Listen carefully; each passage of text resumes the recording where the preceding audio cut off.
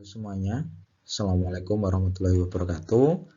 Kita lanjutkan untuk materi yang selanjutnya, yaitu adalah peta. Semoga di pertemuan kali ini anak-anak semua tetap sehat dan selalu patuhi protokol kesehatan, sehingga kita bisa bersama-sama belajar dan terus semangat untuk belajar di mata pelajaran ilmu pengetahuan sosial. Materi kali ini adalah peta.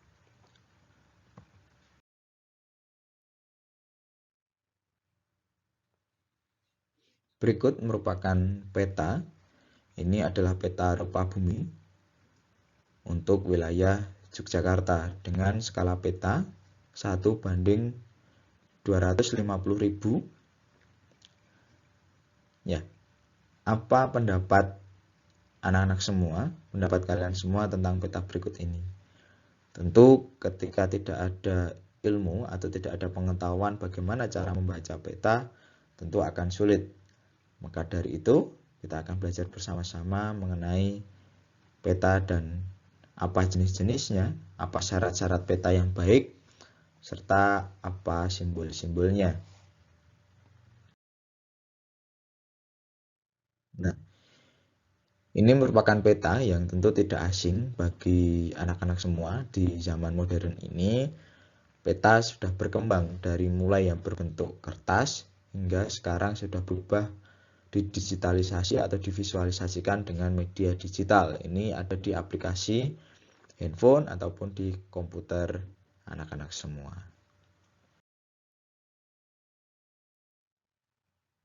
Berikut ini untuk pengertian dari peta adalah gambaran permukaan bumi pada suatu bidang datar atau bidang lain yang diperkecil dengan menggunakan skala.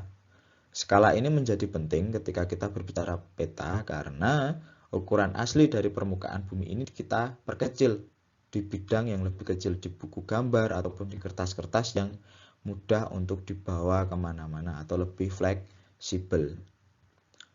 Kemudian peta bukanlah foto dari permukaan bumi. Lebih dari itu, peta dapat menunjukkan banyak hal yang tidak bisa ditunjukkan oleh foto. Jadi ketika kita melihat peta itu bukan semata-mata hanya potret dari kenampakan alam atau permukaan bumi. Namun ada informasi-informasi lain yang ditambahkan di peta tersebut sesuai dengan peruntukannya atau fungsi peta tersebut. Karena masing-masing peta itu juga akan berbeda fungsinya tergantung dari jenis peta tersebut.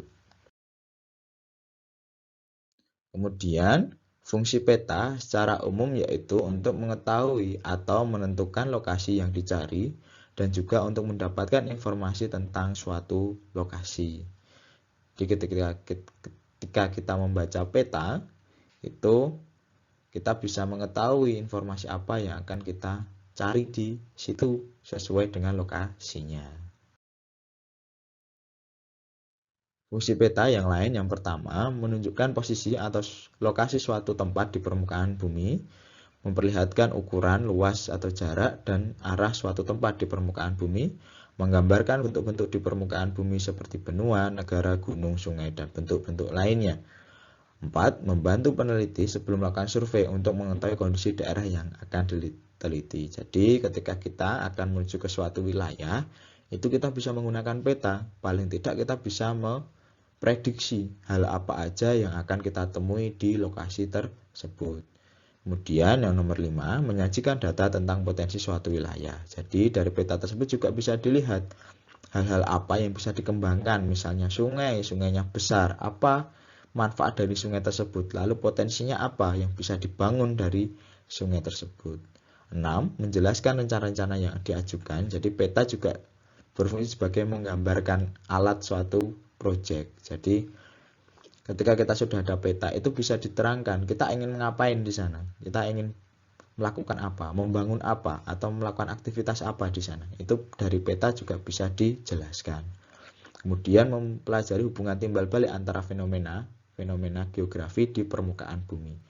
Fenomena bisa macam-macam, ada tentang peta tentang gempa bumi, peta tentang aliran sungai yang menjelaskan tentang bagaimana sungai itu membentuk lahan di daerah tersebut atau membentuk permukaan di daerah tersebut. Apa sajakah syarat-syarat peta yang baik? Yang pertama yaitu ada equidistance. Jadi peta yang baik itu bisa memberikan gambaran yang jelas, perbandingan jarak satu lokasi dengan lokasi yang lain. Jadi jarak dalam peta itu sebanding dengan jarak yang sebenarnya. Misal, terdapat peta skala 1:1000, maka 1 cm dalam peta itu menggambarkan 1000 cm di jarak yang sebenarnya. Dan itu harus diukur dan harus tepat untuk menentukan skala yang digunakan. Yang kedua, yaitu ekuivalen. Ekuivalen ini adalah luas dari daerah yang ada di peta itu juga sebanding dengan yang sebenarnya. Kemudian ada conform. Conform ini adalah penggambaran dalam peta baik berupa simbol, berupa sungai, gunung, ataupun tempat-tempat penting, ibu kota, dan seterusnya, itu menggambarkan secara jelas lokasi yang digambarkan. Jadi, peta itu juga harus benar-benar bisa menunjukkan kondisi kenampakan yang ada di daerah sebenarnya. Yang keempat, terdapat judul peta yang akurat. Nah, ini juga penting, judul itu penting. Jangan sampai judul ini tidak merepresentasikan dari hal-hal yang ingin diinformasikan dari peta. Yang kelima, peta harus memiliki informasi yang lengkap. Jadi dari mulai legendanya, simbol-simbolnya ini paling tidak sesuai dengan apa yang diharapkan dari judul peta tersebut dan sesuai dengan komposisi peta atau ukuran petanya. Yang keenam, peta mudah untuk dibaca. Nah, ini yang penting. Jangan sampai peta ini terlalu kecil sehingga tidak bisa dibaca ataupun terlalu besar sehingga informasi yang seharusnya bisa lebih banyak hanya terisi oleh informasi yang sedikit.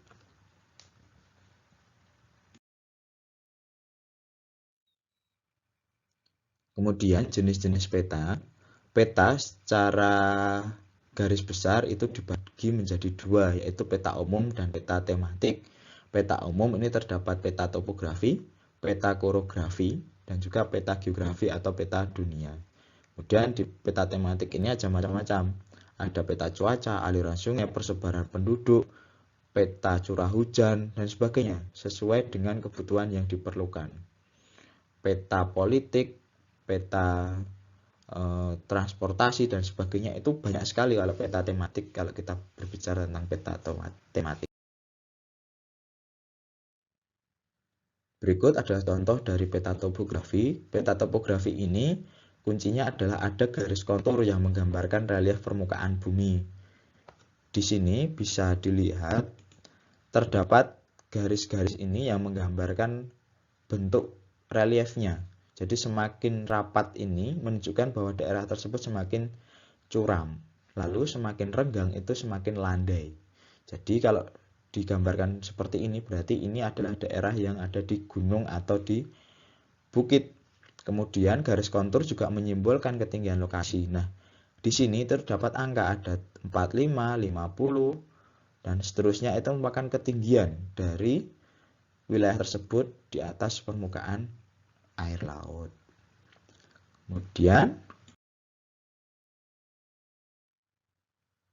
yang selanjutnya yaitu adalah peta korografi.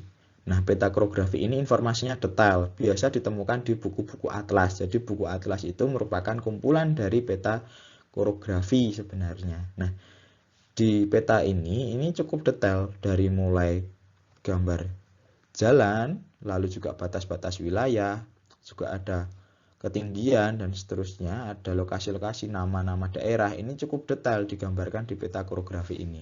Nah, skala yang digunakan di peta korografi ini adalah 1:250.000 sampai dengan 1:1 juta.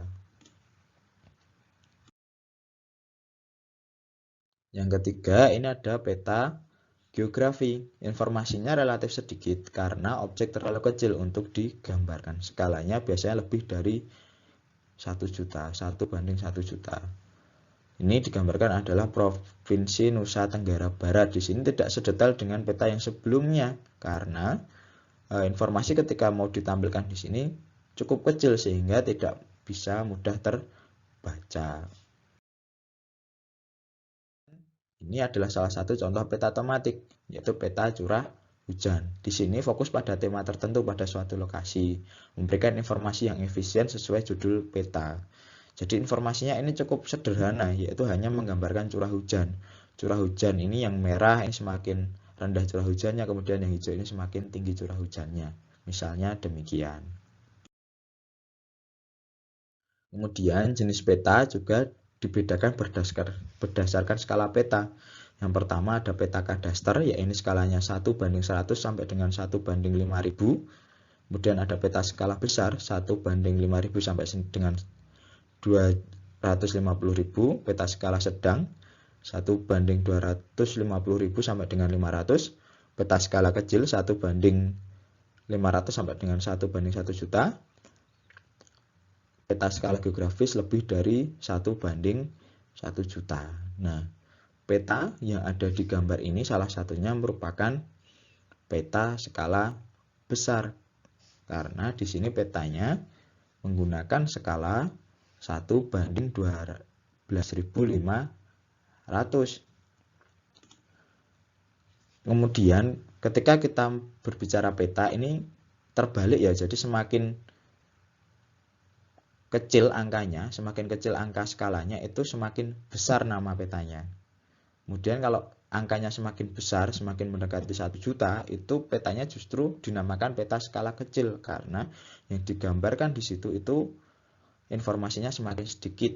Nah, makanya dinamakan peta skala kecil. Jadi jangan sampai terbalik-balik untuk memberikan nama peta tersebut. Jadi semakin besar, maka skalanya akan menggunakan angka yang semakin sedikit, seperti itu.